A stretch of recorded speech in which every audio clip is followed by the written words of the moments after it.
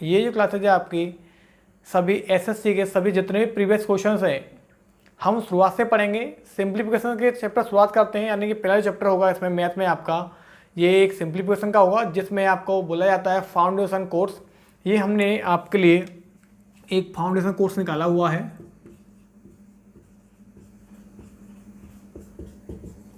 Foundation course निकाला है हमने मैथ का, जिसको आप किसी भी एग्जाम के लिए यदि आप पढ़ोगे बिल्कुल बेसिक से पढ़ाया जाएगा। कहाँ से?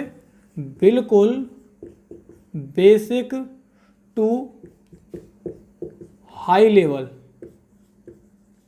ठीक है, जिसको हम बोलें तो एक अच्छी भाषा में जीरो टू हीरो की तरफ, है ना, जीरो टू हीरो की तरफ हम पढ़ेंगे इस बैच को।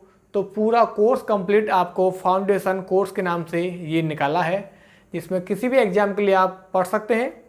यहाँ पे हम पहला चैप्टर मैथ के अंदर शुरुआत करते हैं सिंप्लीफिकेशन, सरलीकरण की। जितने भी प्रीवियस क्वेश्चंस हैं एसएससी के अंदर प्री प्लस मेंस दोनों के, सभी का मिश्रण कर आपको यहाँ दिया जाएगा। इसकी पीडीएफ भी आपको समय समय पर मिलती रहेगी दोस्तों। तो सब कंटिन्यू करते हैं क्लास को, चलिए ठीक है। तो एक जो क्लास हो गया 15 मिनट की आपकी लगभग क्लास हुआ करेगी, है ना, 15 मिनट लगे लगभग आप क्लास हुआ करेगी। तो फिर शुरुआत करते हैं। तो शुरुआत करते हैं। सबसे पहला क्वेश्चन सिंप्लीफिकेशन, ये चैप्टर है आपका सिंप्लीफिकेशन।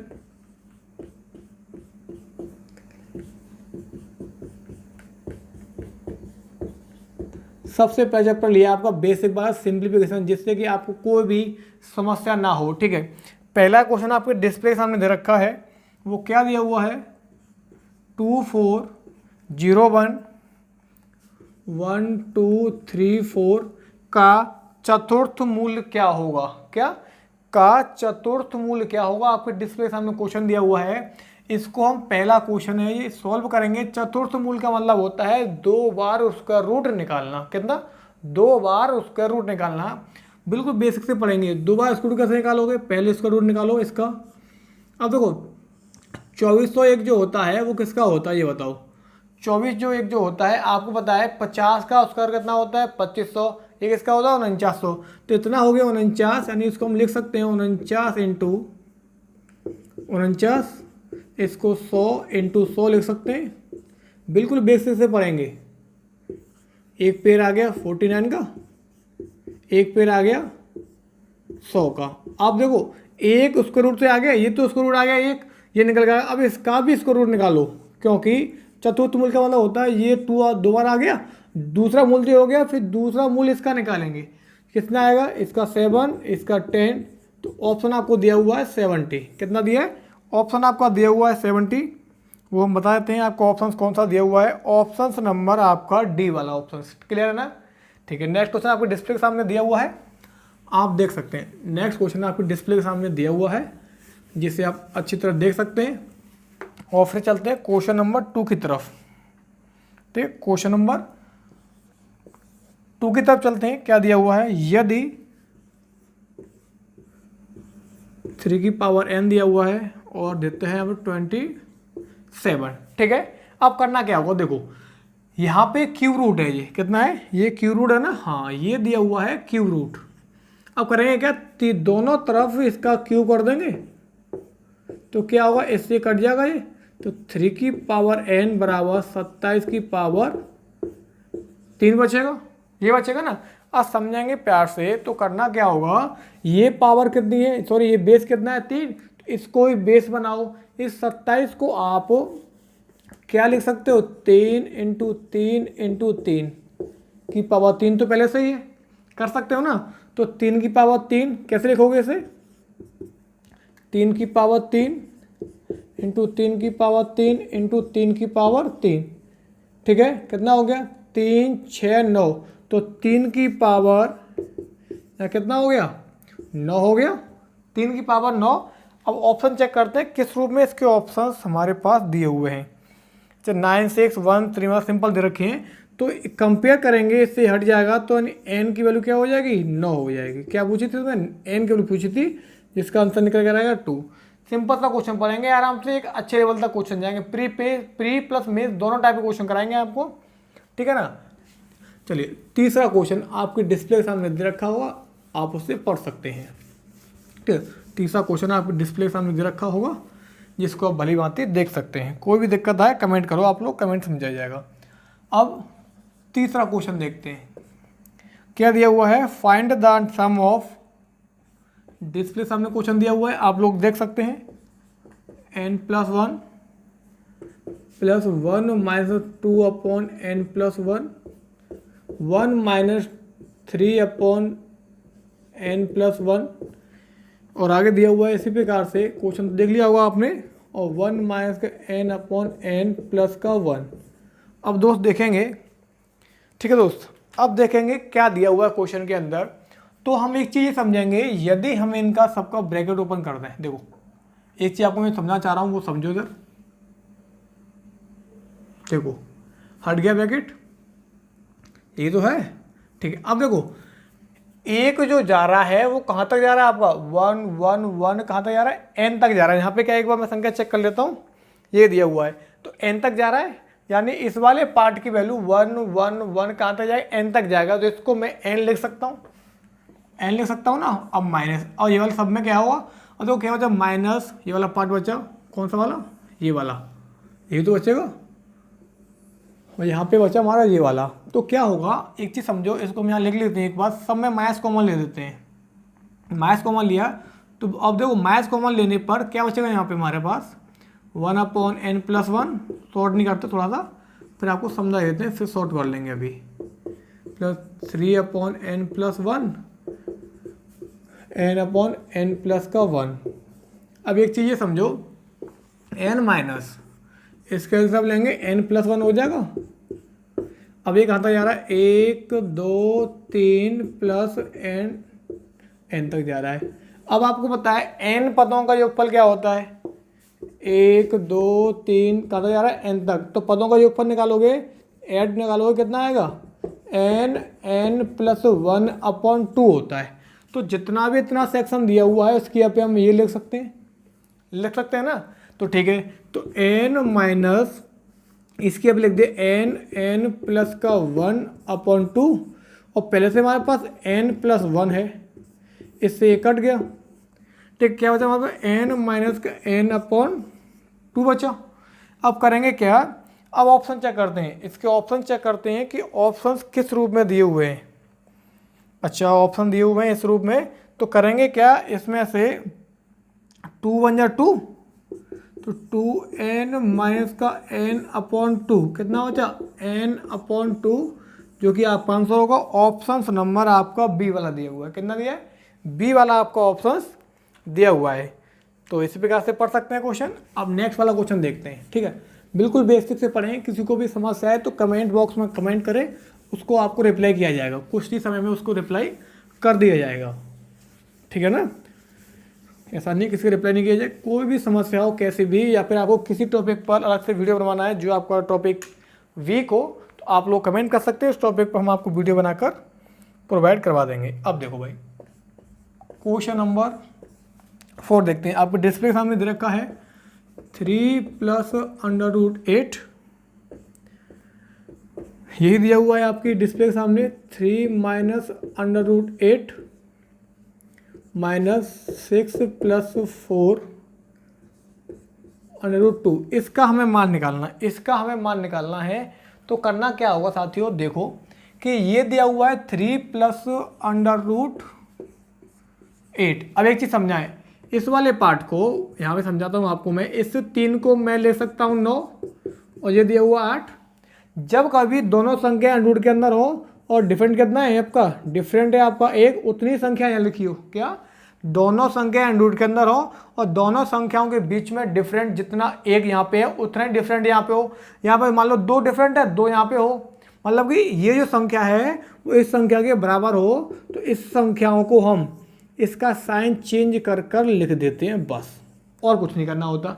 यहाँ माइनस है तो यहाँ प्लस लिखोगे, यहाँ प्लस है तो माइनस लिखोगे, तो ये बाहर आएगा। तो 3 + का √8, मतलब इस सेक्शन की यहाँ पे हम 3 + का √8 लिख सकते हैं, कोई भी समस्या नहीं है ना, ठीक है।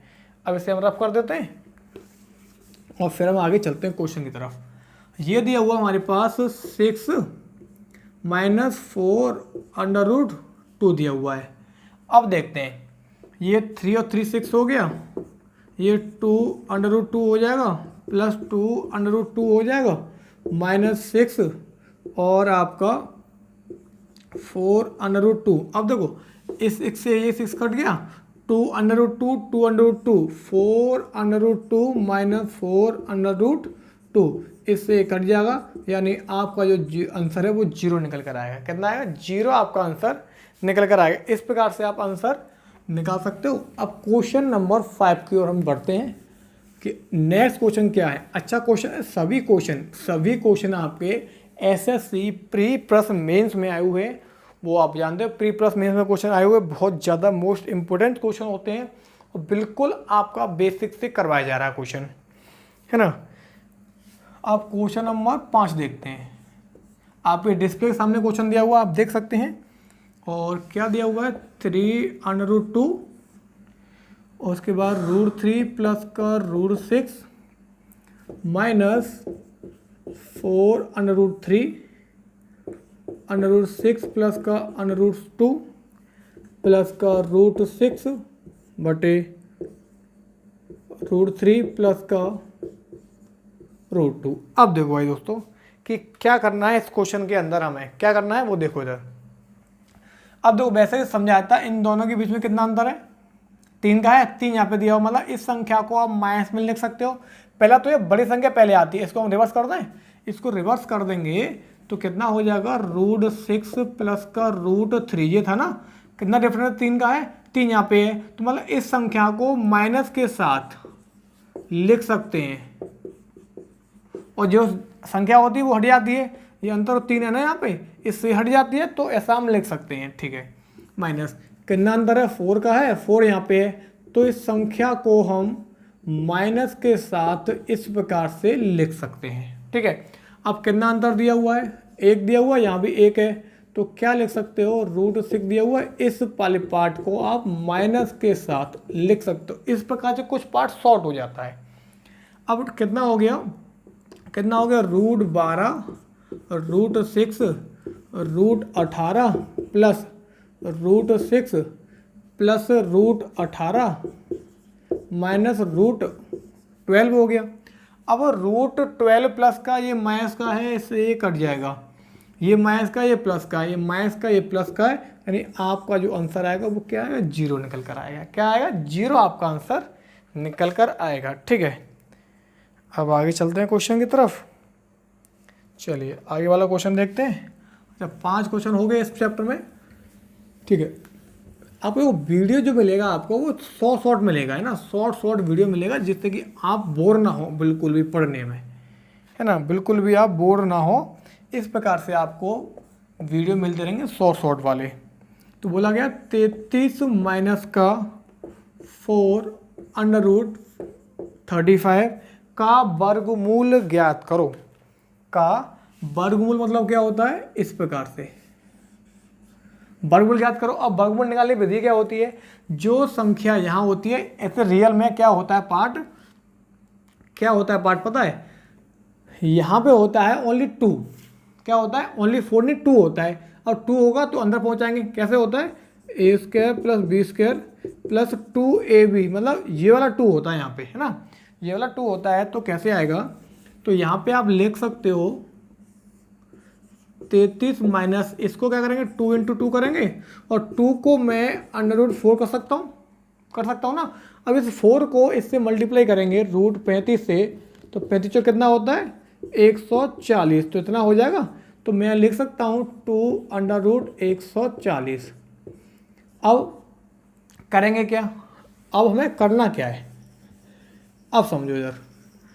अब ऐसे ही हम इसका फैक्टर करते हैं, ऐसा हम फैक्टर करते हैं कि ये वाला पार्ट आ जाए। अब देखो 28 पंजे कितना होता है, 140, और जोड़ने पर हमारा 33 आना चाहिए, आया ना, यानी कि 140 का ऐसे 2 को प्राइम फैक्टर करते हैं। को प्राइम फैक्टर मतलब होता है जिनका HCF 1 निकलता है, तो दोनों का फैक्टर किया, 28 पंजे क्या होते हैं 140, और जोड़ने पर क्या होना चाहिए 33 होना चाहिए।